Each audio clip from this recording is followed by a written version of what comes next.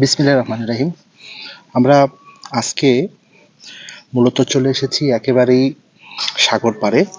আর সাগর পাড়ে এসেছি আমরা বনভোজন খেতে। বিসমিল্লাহির রহমানির রহিম।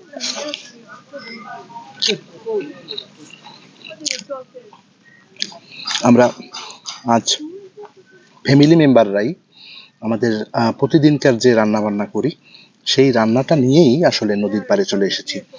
আসলে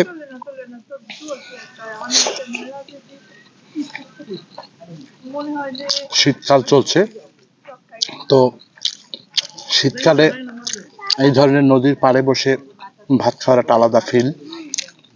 ভালোই শীত বইছে, আর সেখানে আমরা আজকে খিচুড়ি, এই সিজনের পোমা মাছ আছে, খিচুড়ির সাথে ডিম না হলে তো চলে না, ডিম থাকছে। এছাড়া আছে মুরগির মাংস, দেশি মুরগির মাংস। তো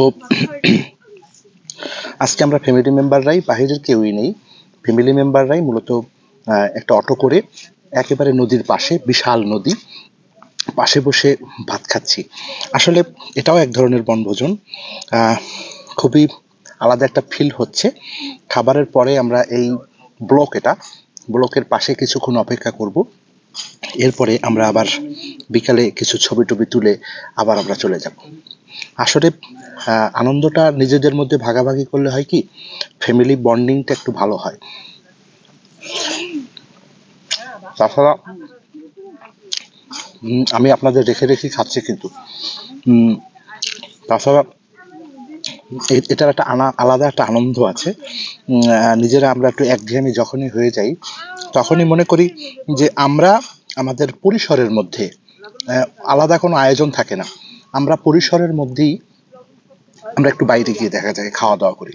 হ্যাঁ, এটা যদি আপনি আপনার ফ্যামিলিতে অ্যাপ্লাই করেন, তাহলে ফ্যামিলির অন্যান্য যে সদস্যরা, তারাও একটা আলাদা আনন্দ পাবে।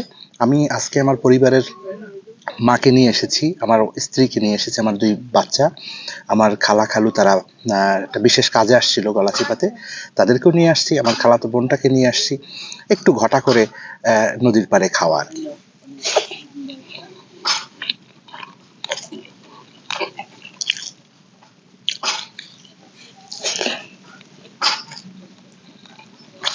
আমার থালিটা নিশ্চয়ই দেখতে পাচ্ছেন, এখানে খিচুড়ি আছে। শীতকালে খিচুড়ির একটা আলাদা মজা আছে। যাই হোক, খাবারটা শেষ করি, পরে কথা হবে।